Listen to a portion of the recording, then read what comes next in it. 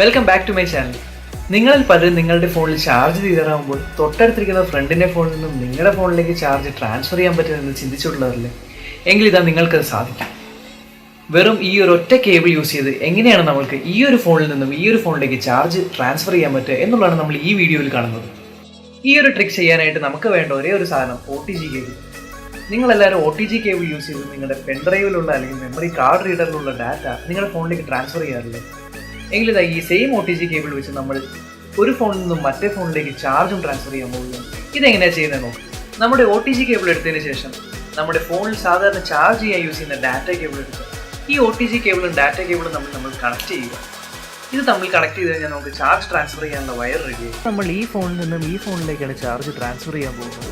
ഏത് ഫോണിലാണോ നമ്മുടെ battery law ആയിട്ടുള്ളത്, അതായത് ഈ കേസിൽ നമ്മൾ ഈ ഫോണിലാണ് ബാറ്ററി ലോ ആയിട്ട് കൺസിഡർ ചെയ്യുന്നത്, ഈ ഫോണിലേക്കാണ് ചാർജ് കയറേണ്ടതെങ്കിൽ ആ ഫോണിലേക്ക് നമ്മുടെ ഡാറ്റ കേബിളിൻ്റെ എൻഡ് ഈ ഫോണിലേക്ക് നമ്മൾ കണക്ട് ചെയ്യുക.